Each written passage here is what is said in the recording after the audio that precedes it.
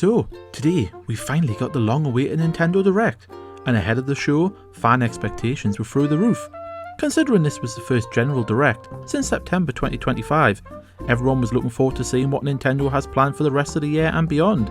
After a roughly 50-minute long presentation and the subsequent Nintendo Treehouse Live, did they manage to live up to the expectations? That's what we're going to cover in today's video. If you're new to the channel and enjoy Nintendo discussions, then make sure to hit that subscribe button. So, they open a Direct with Rhythm Heaven Groove, and I'll be honest, this kinda caught me by surprise. With a little bit of an underwhelming opening to me, as I was hoping we'd get a big announcement at both the beginning and the end of the presentation. But I suppose I can understand why they made the decision, as immediately after, they mentioned they'll be announcing games coming to Nintendo Switch 2, so I suppose they wanted to get Rhythm Heaven out of the way since it's a Switch 1 game. Next up, we got the usual headlines that tend to come early in the Direct, covering a range of third-party games such as Onimusha, Orbitals and Stellar Blade. They then close this segment by announcing some new content coming to Pokemon Pokopia, which looked pretty cool. Personally, I still need to play Pokopia, as it took a while to find a physical copy, but I look forward to trying it soon. Then we got a better look at Fire Emblem Fortune's Weave. Now this had me hyped. As a big fan of the franchise, I've been so excited to learn more about the game. They introduced the 4 main protagonists, which was really interesting to learn more about them. Also, the game is looking so good. Visually, it's a massive jump over Fire Emblem Three Houses and Engage on Switch 1, and of course the story and gameplay will be on point, so this is lining up to be one of the best games of the year. We then got more headlines, opening with Ninjala 2, which is a lot larger in scope than the original by the looks of it, which in my opinion was a pretty fun game. Next up, they announced DK Challenges, a limited time game coming to Nintendo Switch Online between June 10th and September 1st. Honestly, this looks pretty cool, but why can't it be a permanent addition to the service, as it'll be a shame to lose it. They also covered an event coming to Donkey Kong Bonanza, which features outfits based on Mario and Luigi. Nintendo then announced Switch 2 editions for Xenoblade Chronicles 1, 2 and 3, with additional content coming to each game. However, does this mean that Xenoblade 1 Definitive Edition is no longer the definitive edition of the game now, huh? Makes you think. Also, that's going to be a pretty long title, Xenoblade Chronicles 1 Definitive Edition, Switch 2 Edition. But hey-oh, it is what it is. But seriously, this is a pretty cool announcement for fans of the series. They then immediately followed this up with the announcement of Xenoblade Genesis coming in 2027, so I'm sure fans of the series are going to be really excited for that.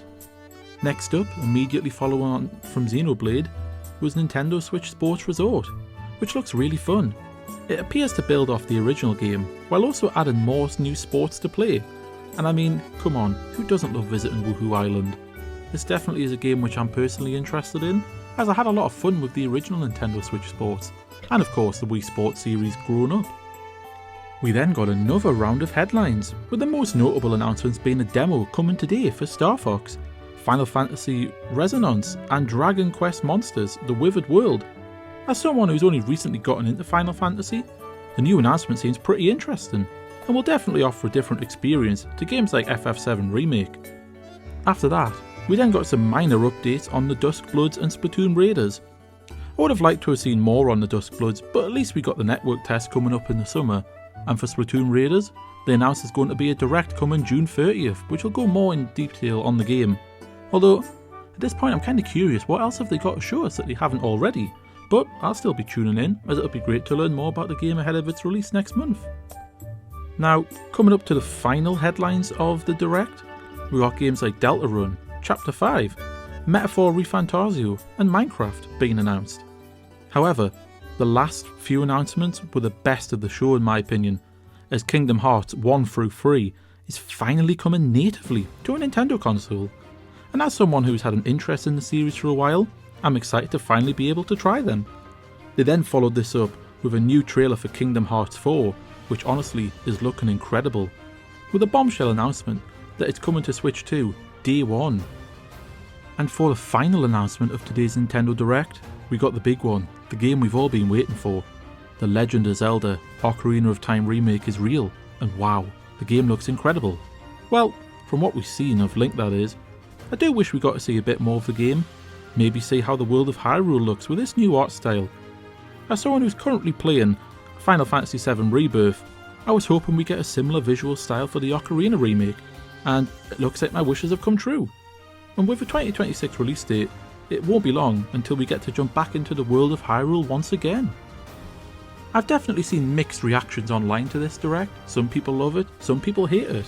Overall, I'd say it was a pretty good Direct. I'm personally excited for Fire Emblem, Switch Sports, Final Fantasy, Kingdom Hearts, and of course Zelda.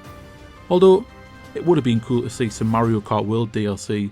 But hey, if we get a new Direct in September, I'm sure Mario will make an appearance. So, that's everything from today's Nintendo Direct. Did the show manage to meet your expectations? What were your favourite announcements from the Direct? Let me know in the comments below. If you've enjoyed today's video, a like and a subscribe really does help the channel. I'll catch you in the next one. Take care and happy gaming.